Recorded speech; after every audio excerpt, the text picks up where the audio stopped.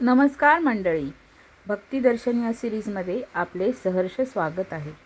मला नवीनच अशी एक कल्पना सुचली की आपले दरवेळेला आपले नवनवीन सण असतात. नवनवीन आपण एक एक रूढी परंपरांनुसार सर्व काही साजरं करतो आहे.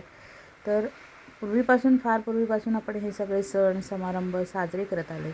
नुकताच आपला गणेशोत्सव हा एक लाडका सण निघून गेलेला आहे. आणि या सणानंतर थोडीशी आपण आपल्या संस्कृतीबद्दल, आपल्या संपूर्ण एकंदर चालीरीतींबद्दलच थोडीफार चर्चा करावी असं माझ्या मनात आलं. आणि म्हणूनच मी तुमच्याबरोबर हा व्हिडिओ आता शेअर करत आहे. गेल्या काही दशकांपासून आपण अनेक बदल पाहत आलो आहे. आपली जी पिढी आहे, जी 1900 सालापासूनची जी पिढी आहे, ती अनेक बदल या आपल्या जीवनामध्ये आपण बघत आलेलो आहोत. तसं आपल्याला प्रत्येक ठिकाणी सोशल मीडियावरती इतर काही ठिकाणी आपल्याला हे अनुभव अगदी जवळून पाहायला मिळालेत की फार काही अगदी पुरातन गोष्टीपासून अगदी नव्यामध्ये आपण वाटचाल करत आहोत. तर अशा पद्धतीने आपण फार जुनं पण काही गोष्टी अनुभवलेल्या आहेत, तर आणि काही नवीन गोष्टीसुद्धा आपण अनुभवत आहोत. थोडक्यामध्ये आता आपलं सगळंच जे पिढी आहे, ही पुढची पिढी नवीन गोष्टींचा स्वीकार करत, तसंच नवीन टेक्नॉलॉजी, तसंच नवीन कार्यप्रणालीला स्वीकारत अशी पुढे निघालेली आहे. अशा वेळेला आपल्या जुन्या चालीरीती, प्रथा, परंपरा आपल्या मुलांना आपण कशा शिकवू शकतो किंवा त्यांच्यामध्ये त्याची बीज आपण कशी रुजवू शकतो, याबद्दल आपल्याला थोडंसं काळजी वाटते. कारण कसं आहे की आता जर हे टेक्नॉलॉजीचं नवीन युग चाललेलं आहे, प्रत्येक गोष्ट अगदी विज्ञानाच्या पातळीवर घासून बघितली जाते. आणि अशा वेळेला आपण ज्या जुनाट आपल्या आईवडिलांनी, आपल्या परंपरेतील लोकांनी सांगितलेल्या प्रथा, परंपरा आणि ह्या ज्या काही गोष्टी आहेत की ज्या आपण पुढे नेत आलो आहे, या आपल्या गोष्टी पुढे जातील की नाही याबद्दल आपल्याला शंका निर्माण होत असते. असं माझ्या बाबतीत तर मला घडतं आहे. तर तुम्हाला असं वाटतं का, हे मला कमेंट करून नक्कीच कळवा. तर ह्या ज्या आपण प्रथा, परंपरा ज्या आपण पाळतो आहे, जे आपल्या वाडवडिलांनी आपल्याला सांगितले की आपण असं विचारत नव्हतो की बाबा आम्हाला आता हे तुम्ही करायला सांगताय खरं, पण हे आम्ही का करायचं.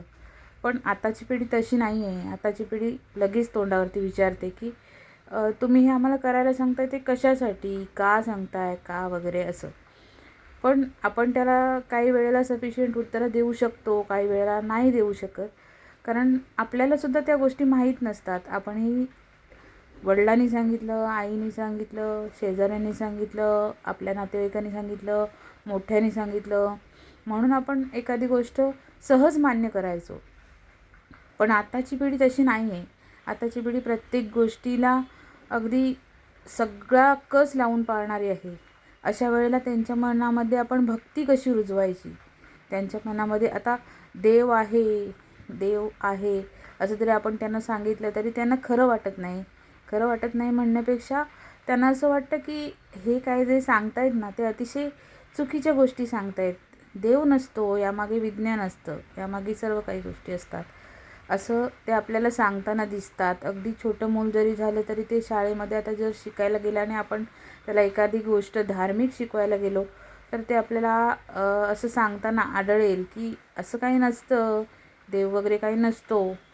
तर आपण असे थोडक्यात भीती वाटते की आपण मुलांना नास्तिकतेकडे आपली मुलं झुकतायत की काय, अशी भीती वाटायला लागते.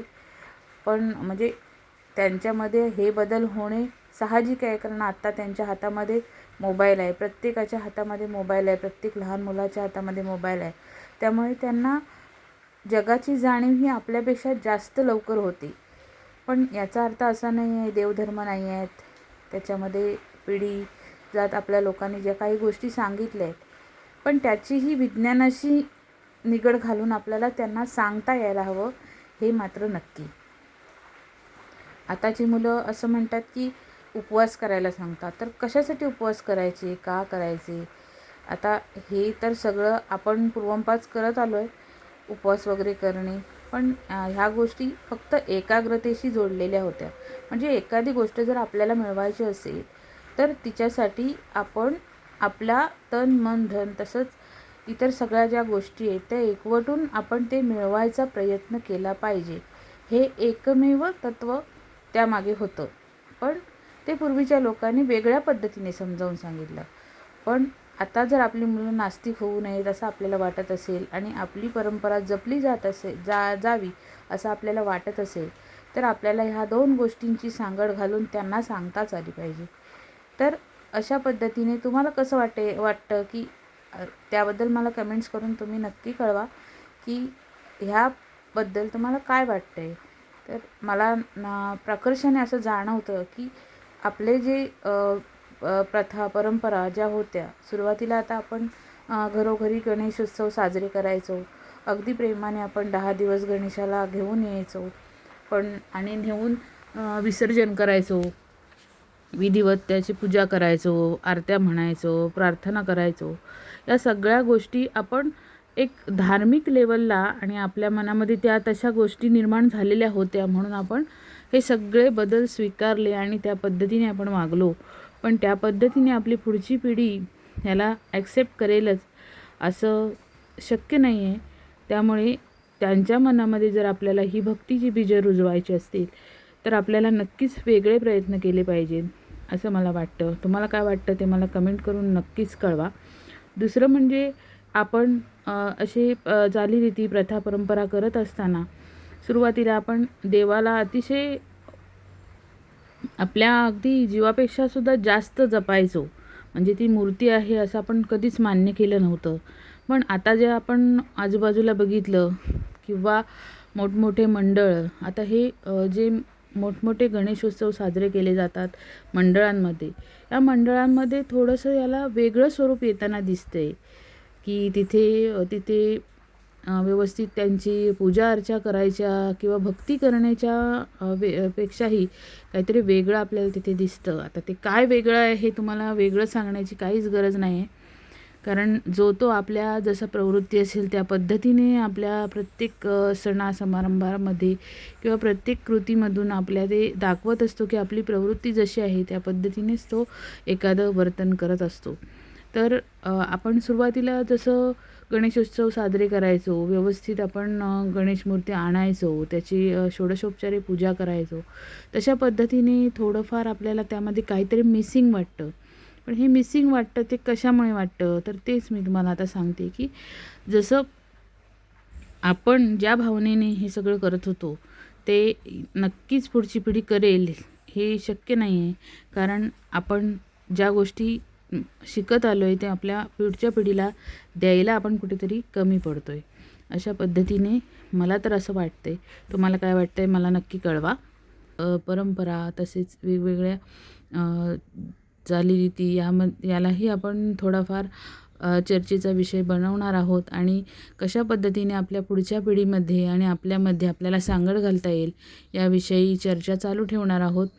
आणि माझा व्हिडिओ जर तुम्हाला आवडला असेल तर तशा पद्धतीने मला कमेंट्स करा. नाही आवडला असेल तर तशाही मला कमेंट्स केल्यात तरी मला चालेल. पण मला तुमच्याकडून या गोष्टीची अपेक्षा आहे की माझे जे विचार आहेत ते तुम्हाला पटत आहेत का, की योग्य आहेत अयोग्य आहेत. अशा पद्धतीने तुम्ही मला नक्कीच रिस्पॉन्ड करा आणि पुन्हा अशा नवनवीन विषयामध्ये आणि भक्तिदर्शनमध्ये आपण नव्या पिढी आणि जुन्या पिढीचा सांगड घालण्यासाठी पुन्हा पुन्हा भेटत राहू आणि असेच नवनवीन व्हिडिओ तुमच्यासाठी बनवत राहीन.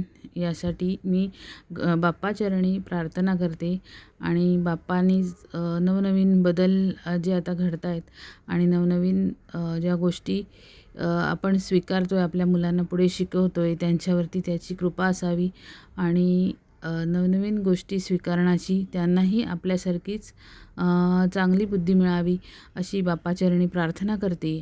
आणि माझे जे थोडके विचार आहेत ते मी आता संपवते.